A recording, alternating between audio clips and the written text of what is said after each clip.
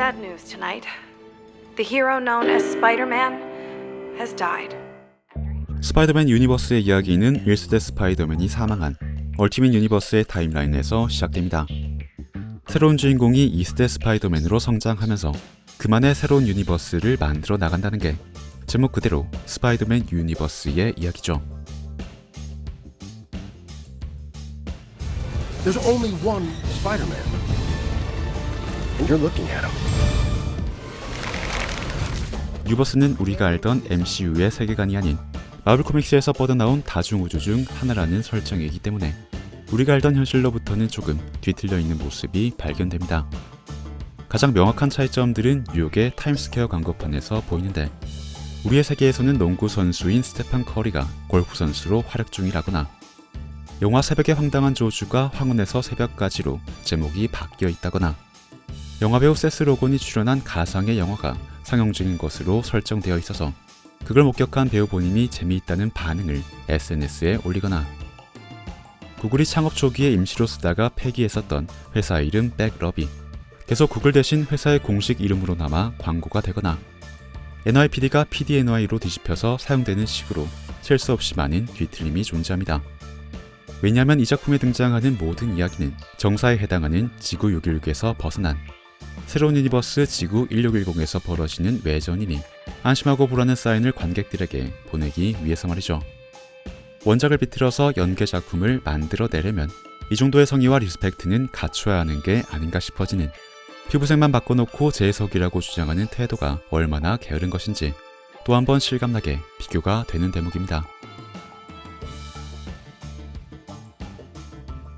유버스의 세계에는 이렇게 원작에서 한 포인트씩 뒤틀린 면모들이 있는데 또 다른 세계관에서 넘어온 그웬 스테이시의 이야기도 바로 그렇습니다. 그웬의 세계에서는 피터 파커가 스파이더맨이 되지 못하고 그웬이 대신해서 스파이더우먼이 되었습니다. 그러자 피터 파커는 스파이더우먼으로 활약하는 그웬을 질투하고 동경하며 자신도 특별해지고 싶다는 마음을 품게 되었는데 안타깝게도 그 마음 때문에 거대한 도마뱀 빌런으로 변해버리면서 그웬에게 퇴치를 당하는 비극적인 결말을 맞게 됩니다. I couldn't save my best friend, Peter Parker. 유버스의 그웬 소개 파트에서 순식간에 지나가는 장면이 바로 이 에피소드에 해당하는데 그래서 자세히 보시면 그웬 버전의 피터 파커는 파충류처럼 비늘이 돋아난 푸른색의 피부를 가지고 있습니다. 유버스는 이렇게 순식간에 지나가는 장면에서도 원작에 등장했었던 디테일을 지켜내고 있는 것이죠. 그웬은 이렇게 슬픈 과거를 간직한 채로 유버스의 세계관으로 넘어와 유연함이 강조된 그녀만의 전투 스타일을 보여주는데 그건 그녀가 수련한 적이 있었던 발레 동작에서 비롯되는 것인지 그웬은 토슈즈를 신고 발끝으로 서는 발레 동작을 자주 선보입니다. 그리고 사실은 마일스에게 정체를 드러내기 전 이미 학교에서부터 슈트의 일부인 토슈즈를 신고 다니며 자신이 범상치 않은 존재임을 대놓고 보여주고 있었죠. 그렇게 스파이더우먼의 새로운 스타일을 보여준 그웬처럼 피터 B 파커 또한 새로운 스타일을 보여줍니다. And why is your body a different shape? Pretty sure you just called me fat. No. 메리 제인과의 이별을 겪은 후에 과식을 일삼으며 새로운 스타일을 연구하던 B 파커는 강제로 차원 이동을 당하는데 그 과정에서 스파이더맨 슈트의 신발이 떨어져 나가는 이 안타까운 순간이 포착됩니다. 그래서 B 파커가 평상복을 구해서 입고 다닐 때와는 달리 스파이더맨 슈트용 신발은 한동안 재수급을 하지 못해서 이렇게 아예 맨발로 다니는 새로운 스타일을 보여주죠. 이렇게 어설픈 면모가 있지만 그래도 스파이더맨이 맞긴 맞기 때문에 B 파커는 얼굴에 입었던 심각한 부상도 순식간에 회복하는 놀라운 힐링 팩터의 능력을 보여줍니다. 마일스가 어설프게 묶어놓은 밧줄에 묶여있을 때만 해도 B 파커의 눈은 심하게 부어있었지만 Here's lesson number 1, kid. Don't watch the mouth. Watch the hands. 마일스와 논쟁을 벌이면서 고작 2분의 시간이 지나는 동안 그의 눈 주변은 거의 완벽하게 회복된 모습을 보입니다. Peter? 그리고 메이 숙모의 집에 찾아와 다른 차원의 스파이더맨들과 만나기 직전 아직 초보 스파이더맨인 마일스는 스파이디 센스를 빠르게 느끼지 못하지만 베테랑인 그웬과 B 파커의 스파이디 센스는 곧바로 발동이 됩니다. 거기다가 마일스가 한 박자 느리게 스파이디 센스를 발동하면서도 영 엉뚱한 방향을 쳐다보는 것과는 다르게 역시나 베테랑인 그웬과 비 파커는 방향마저도 정확하게 맞추며 시선을 옮기죠. 순식간에 지나가는 장면이지만 여기서도 각 캐릭터에 맞게 디테일을 챙기는 유버스의 섬세한 연출력을 볼 수 있는 대목입니다. 일본 애니메이션풍으로 스파이더맨을 재해석한 페니 파커는 그녀의 신체를 직접 활용하는 대신 스파이더 로봇을 조종하는 것으로 다른 유니버스에서 활약을 해왔습니다. 그래서 페니에게는 스파이더맨 특유의 접착 능력이 없었죠.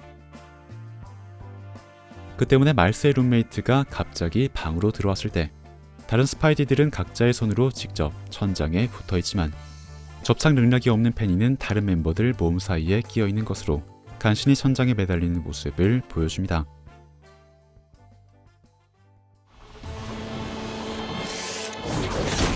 Can I assume that your friends call you Doc Ock? My friends actually call me Liv. 스파이더맨 전통의 빌런 닥터 오토퍼스는 유버스에서 여성으로 등장합니다.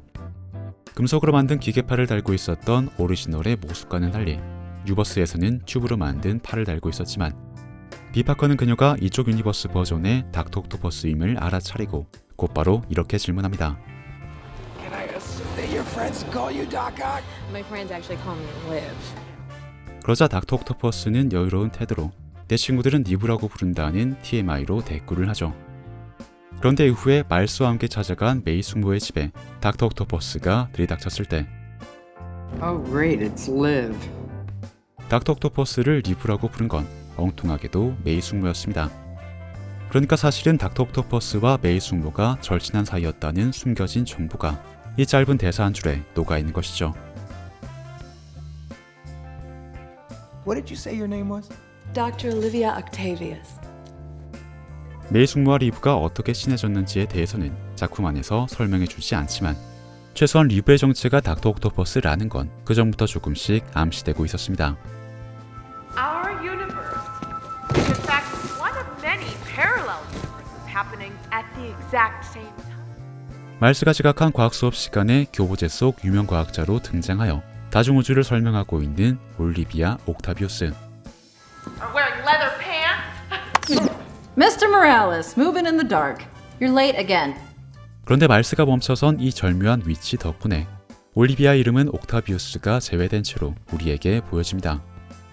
이런 사소한 연출이 중요한 이유는 닥터 옥토퍼스의 오리지널 이름이 바로 오토 옥타비우스이기 때문입니다.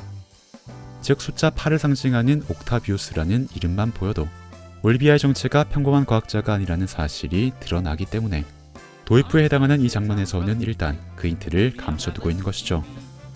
그러다 영화가 이제 본론 파트로 들어가 정체를 밝힐 순간이 다가오면 그녀의 연구실에 설치된 팔각형의 조명이나 그녀가 쓰고 있는 팔각형의 안경, 심지어 얼굴형까지 팔각형에다 문어를 연상시키는 머리 스타일을 일관성 있게 조합해내며 정체를 드러내기 전에 기묘한 분위기를 너무나 잘 조성해내고 있습니다.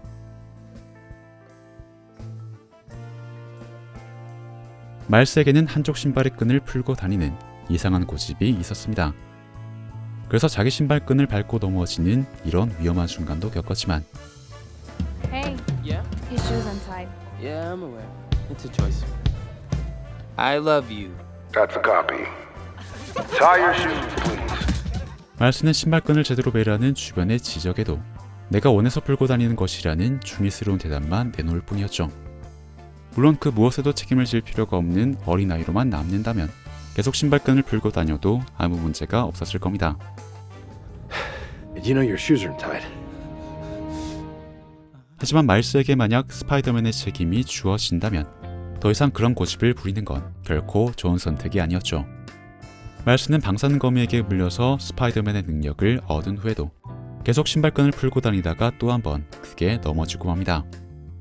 그러다가 결국 자신에게 주어진 힘과 책임이 무엇인지를 깨닫고 난 뒤에는 진정한 스파이더맨으로 거듭나며 이렇게 신발끈을 꼼꼼하게 동요맨 모습을 보여주죠.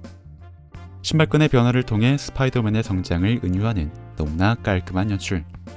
거기다 유버스는 힙합과 스트릿 아트에서 아트 컨셉을 빌려오고 있는 만큼 에어조던의 신발끈을 성장의 상징으로 선택한 것도 기가 막히게 절묘해 보입니다.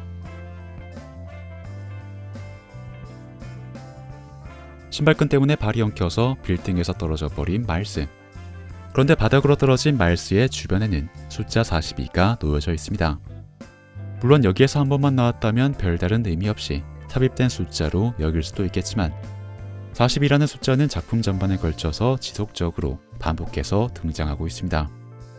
이에 대해 뉴버스의 공동 감독 중 한 명인 피터 램시가 직접 밝힌 바에 따르면 40이란 숫자는 미국 최초의 흑인 프로야구 선수로 활약했었던 제키 로빈슨의 등번호에서 따온 것이라고 합니다.